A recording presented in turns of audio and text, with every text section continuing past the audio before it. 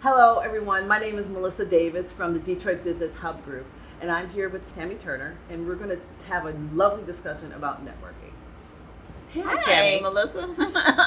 It's really nice to meet you. I am so looking forward to this discussion because I think just based on your background, you're the queen of networking. So it'll be really great to hear what you have to say to help other people about how to network. So Awesome. The first question I'm going to ask you is, how do you work a room?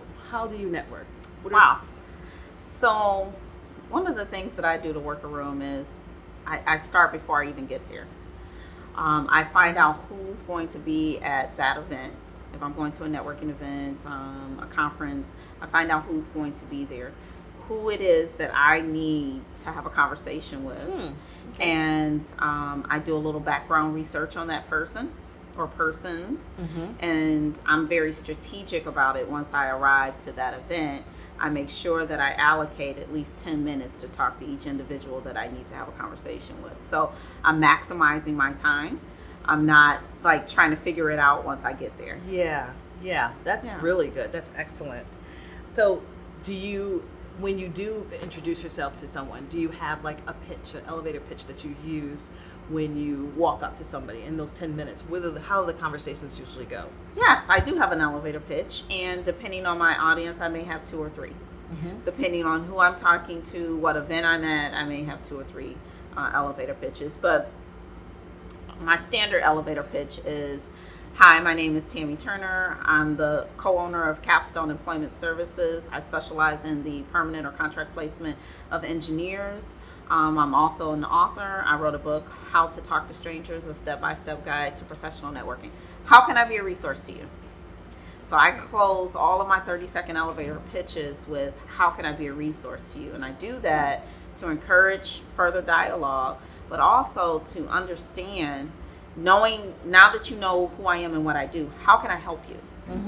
And so that usually keeps the dialogue going, and the other person gives me their 30-second elevator pitch, and we go from there. That's a great close. Asking that question because it's open-ended, Right. which is wonderful, and somebody will need to respond, and Right. that will kind of keep the conversation going. And That's I great. think even if you're a person that's not in need of employment, we all know somebody Yes. who needs a job. Even if it's an internship, we have a child, grandchild, or whatever. So usually when people find out that I'm the holder of jobs, they will say, oh yeah, I have somebody, I know somebody, can I get a resume to you? So you mentioned that you have different elevator pitches when you go to different events. Yes. So you have 3. So how do they differ? Well, it could be depending on what I'm trying to pitch. So if I'm trying to go to a group to talk to them about staffing, then I'm going to use my pitch relative to Kapstone Employment Services. If I'm going to an event and I'm trying to talk to them about entrepreneurship, I may not use that same pitch. Or if I'm going to speak to a group of young children or high schoolers, I'm not talking to them about Kapstone Employment Services. I may be talking about entrepreneurship, or I may be talking about how to start a side hustle, a business where you're selling jewelry or whatever the case is. So I tailor my pitch to my audience so that I can make sure that I'm capturing their attention. So that's where that research comes in. So you know your audience, so you know how to pitch them. Exactly. How much time do you spend a week in terms of networking and dedicating the time to network? Wow, it's a lifestyle. Yeah, so it just comes naturally, right? Right. You just do It's for me, because I've been doing it for so long, it's not a concentrated effort anymore. It's literally a lifestyle for me. So everywhere I go, everything I do, I'm constantly thinking about networking, establishing, building, growing, nurturing, developing relationship. I can be in line at the grocery store and I see someone in front of me and I may give them a compliment just to strike up a conversation because I want to know what they do. You know, how can I help? You know, or how can I connect you with someone that can help you? So it's a lifestyle for me. So I wouldn't say I allocate a certain amount of time to it every week. It's just habit now. And I always keep business cards on me everywhere I go. Yeah. Because you never know when you're going to meet someone and you need to present a business card. So for somebody who is either a young entrepreneur or new in their business, they should really look at networking as something to do every day. Every day. Every single thing that you do, there's an opportunity to network. Unless you're going, to a family dinner and and it's surrounded with your cousins and aunts and uncles. You already know everybody there. Yeah. But 9 times out of 10, everywhere we go, every single day, we're walking into a situation where there's people we don't know, and there's an opportunity to network. That makes sense. So you mentioned that you have business cards on you all the time. Yes. So how do you properly use a business card? How do you use that in your networking? So here's the mistake that I see so many people make with business cards. They go to a networking event or go to a conference, they collect business cards, right? Yep. And then they go to work the next day, put them in the top drawer with the rubber band wrapped around them with all the other business cards that they never called on. Yeah.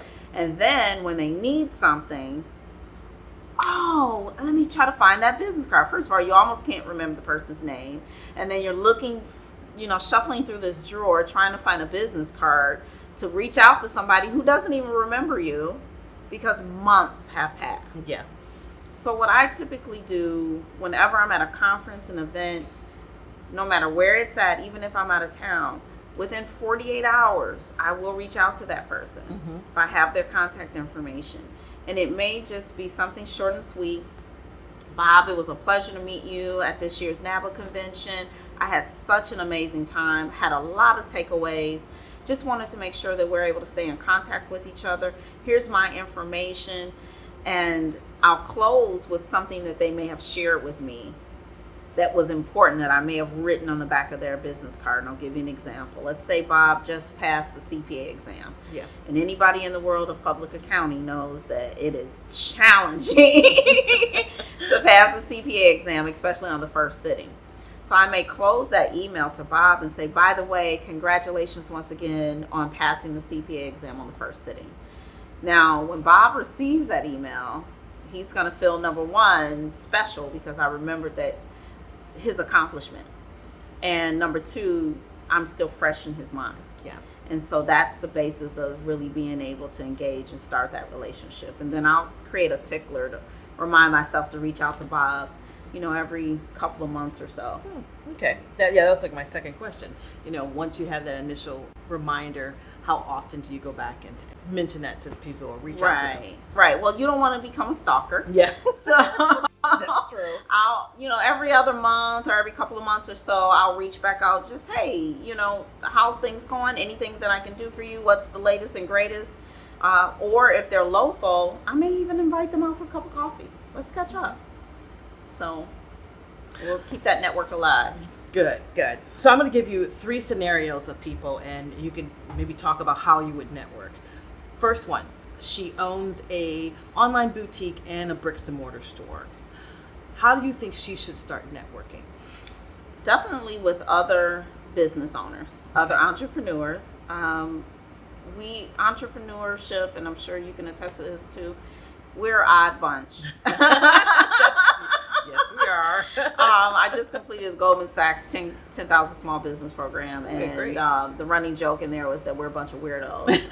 And so someone that is an entrepreneur, I would encourage them to network with other entrepreneurs because there are things that entrepreneurs do or go through on a regular basis that no one else will understand unless they are there as well, and they've been through they've experienced that. Good things and the bad things.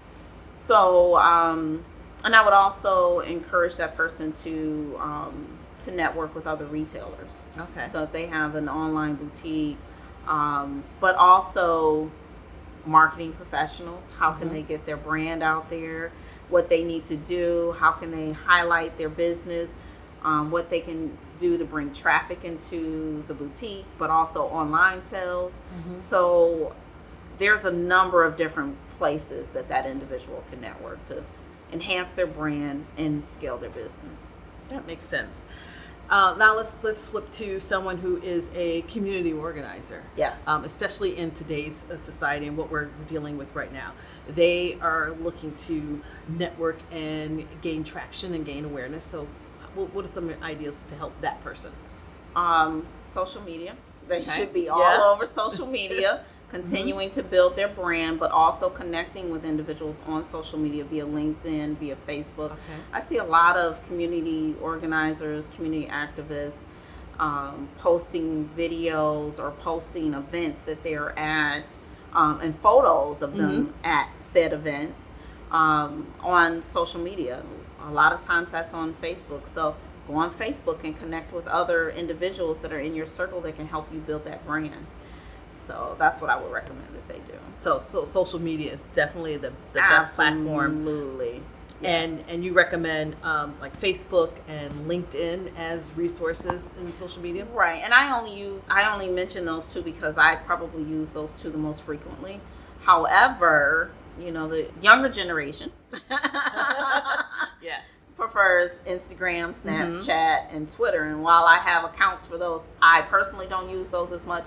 But any social media platform, I would say, is good to get your voice out there, for people to know who you are, and for you to establish and build and grow your brand. And how often should they be posting? Do you have any ideas from us? From Minimum 3 times a week. Minimum. Yeah. So let's talk a little bit about your book. So you wrote this amazing book, 365 Days of Motivation. So what motivated you to write the book? Funny story.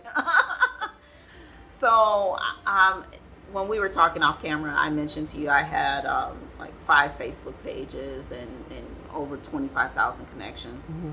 And I'm a motivator. That's what I do. I like to encourage, empower, inspire people to live their best life. Yeah. Whatever that is to them, live your best life. And so every single day for the past 10 years, I have been posting motivational notes on Facebook every morning. And so I had a pretty large following of people. And something said, you really just need to put this in a book.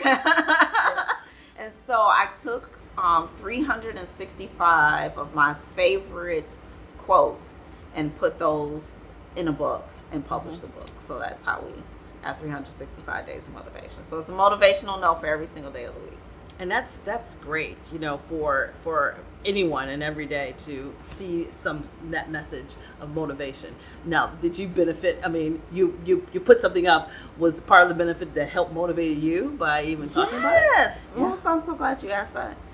I tell people that all the time. I'm not just trying to motivate you. I'm trying to keep myself motivated and inspired. I have tough days just like the next person. And even the motivator needs to be motivated sometimes. Yeah. You get stuck in a rut and you're like, oh my gosh, what am I doing?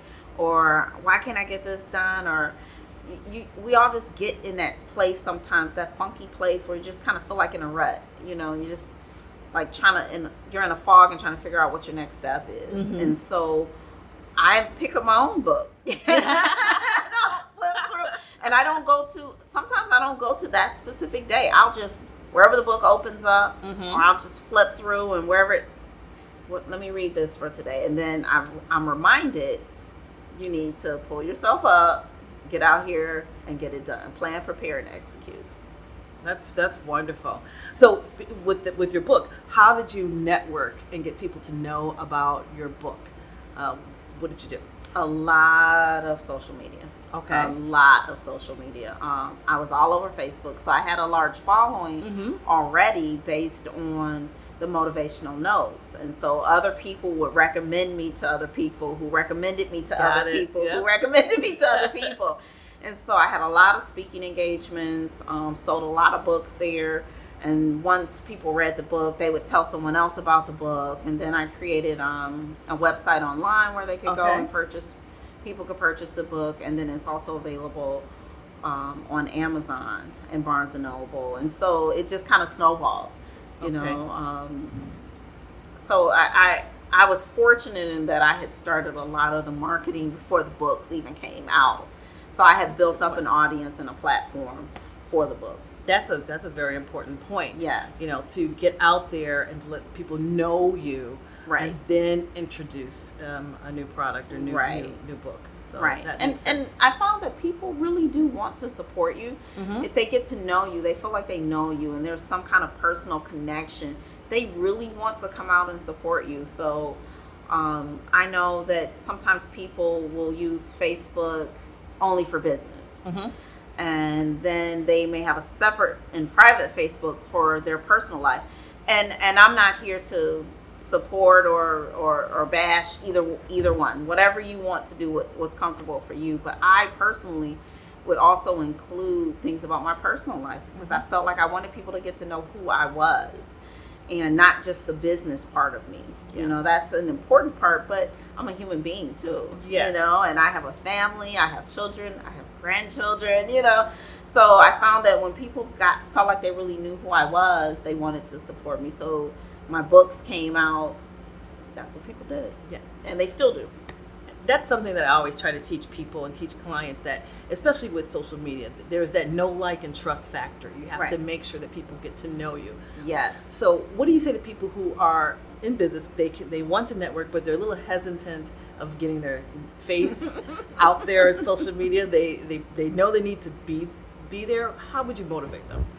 I would encourage them to, as Nike said, just do it. You have to have a strategy. Don't just go to a networking event and say, okay, I'm here, and think that you're networking. You have to have a strategy.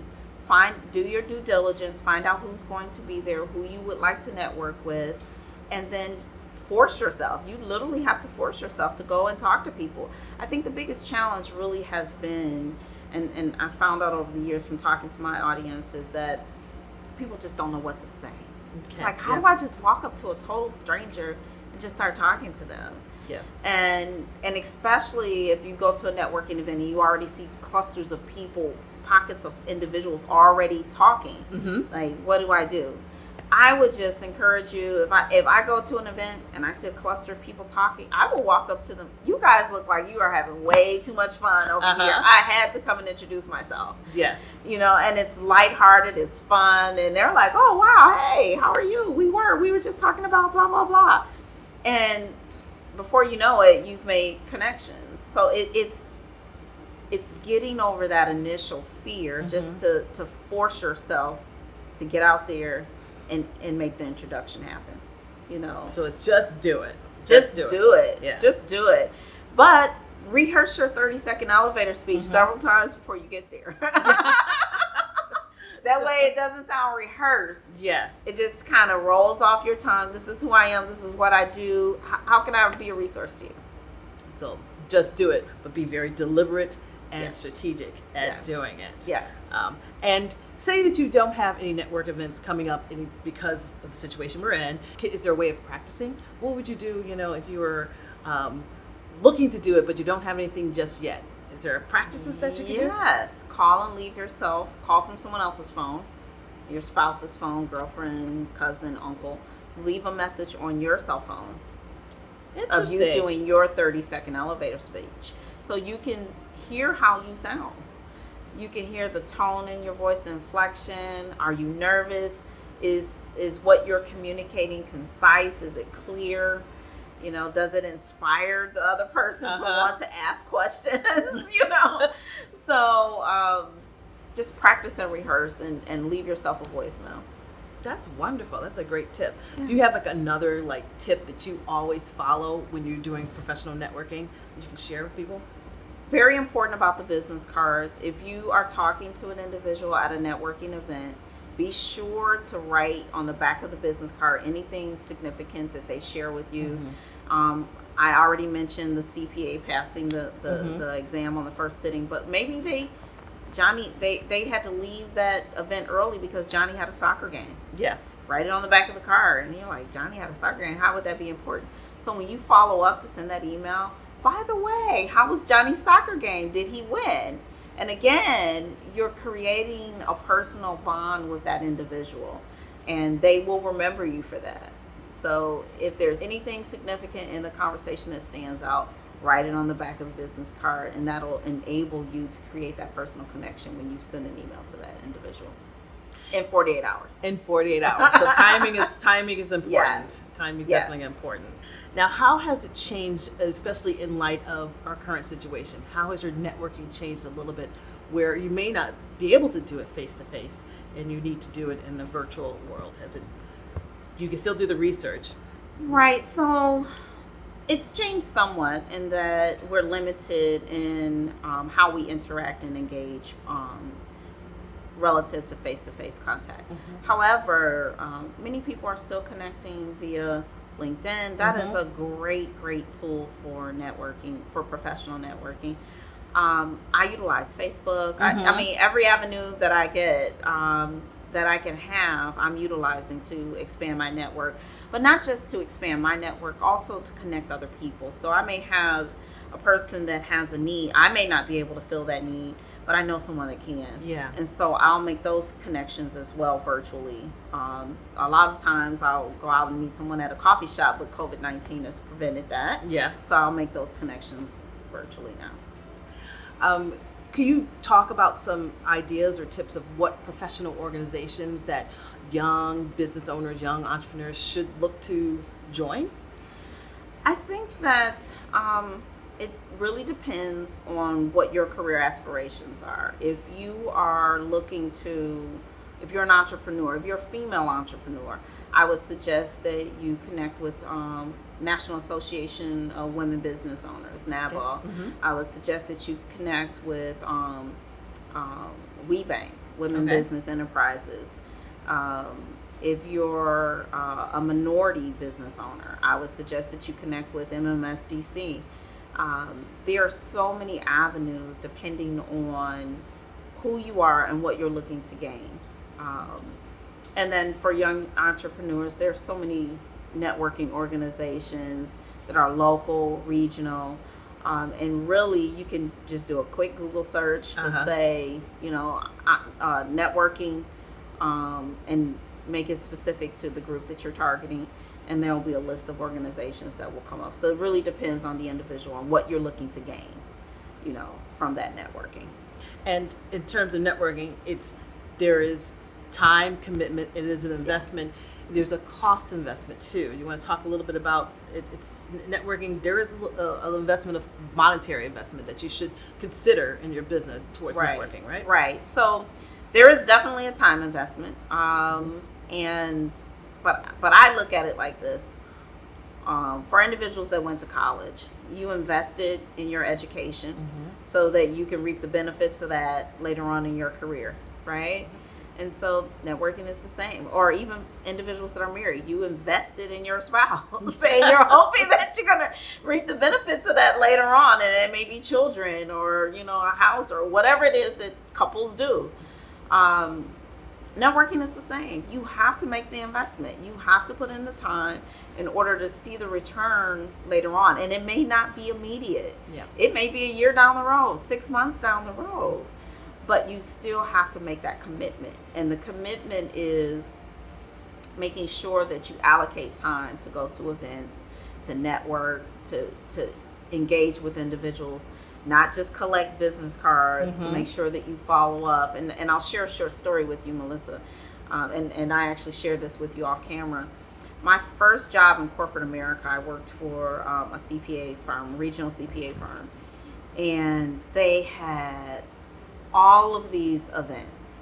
Every time I turned around, there was whirly ball, there was a golf outing, there was a Tigers game, there was this event, that, and I just was adamant that I was not going to any of it. I was going home. I was a young wife. I was a young mother. I wanted to go home to my children, and I just did not want to engage with my coworkers after work, to be honest with you. Yeah. And so later on in my career, I realized that those were really career-limiting moves. And so I would see the people that were in the same start group that I was in progressing in their careers, and I'm still stagnant here at the same place. And I'm like, what is it? And it dawned on me that these people were getting out, engaging with the partners, going to the golf outings. People got to know them personally. Whereas at 5 o'clock, I was out the door, Yes. On my way home. And so no one really got an opportunity to get to know me. And we know this, sales 101, people do business with people they like. Exactly. And so I had to learn to get outside of my comfort zone. I'm naturally an extrovert anyway, but I still just didn't want to engage with people that I worked with. Yeah. And so I had to get out, forced myself to get out of that mindset and engage people that I worked with, and I started to progress also in my career as well. In terms of monetary commitment, are you going to have to pay to go to XYZ event? Probably. It's no different than what you would pay if you went to the movies. Yep. And then how much benefit are you getting out of that? I mean, you're being entertained, but there's nothing, it's really not adding any kind of value to your life the way that networking would. So that $40 that you're going to spend at the movie theater on concessions and popcorn and the tickets and whatever else it is, or even going out to dinner, you can make that investment into something that will yield results for you later down the road. That's so true. I mean, especially when you say about timing. You know, I remember going to a networking event over a year ago, you know, and just going and enjoying the situation and talking to various people. And a year later, one of my largest clients is from meeting somebody at that networking event. Yes. And how that came about. It just naturally comes about. Right. And it's something that I know I teach and try to tell my clients. Networking is a marketing tactic. Yes. It's one of those investments that you make, and it's one of the cheaper ROI investments where there's a cost, but the return is so much higher. It's significant, yes. Because the level of referrals that you will receive, you know, versus some of the cold calling and understanding that that nature. How much of your business is probably done on referrals? Probably. Oh my gosh. Probably 85% of my business. I think it's higher, yeah. 85% of my business has been based on who we know and who knows, who has done work with us in the past, who referred us to someone else. Yes. And they've reached out. You know, just yesterday actually, we had a young lady, we had a client that we worked with previously, and we did a really great job for them. Young lady left that particular client, went to another office, and they're in the same manufacturing space, and just reached out to us to say, hey, we have a lot of jobs over here, a lot of engineering openings. We could really use your help. You guys did such a great job for us at ABC Company. I referred you to the director. Can we set up a meeting? Yeah. And that's just how it happens. So the referral business is huge. and it's a money saver. Right. You know, I know as a marketer and having done paid ads and telling people to get your name out there, it costs a lot more money. Yes, it does. To get your name out and people to know who you are, you know, and it helps when people can refer you to someone. Now, that's a double-edged sword though. So, and what I mean by that is if you didn't do a good job or your reputation isn't solid, no one's going to refer you anywhere. That is very true. No one's going to attach their name to you. So you have to be very diligent in making sure that if you promise someone something that you deliver, that the quality of service that you provide is exceptional, so that people will feel comfortable referring you to their friends or their business associates. So that's paramount as well. And that's part of the customer service. Always know that you want to be able to use them as a referral. Right. And make sure that you do your business in excellence so that way it's never in jeopardy. Exactly. Because what do they say? It takes a lifetime to build a reputation and it takes a day to tear it down. That's right. So how to make sure you do that. That's right. So true. So Tammy, where can we find Kapstone? You can connect with us on our website, and that is www.kapstones.com, or also on any of our social media platforms, Facebook, LinkedIn, and Twitter. Great.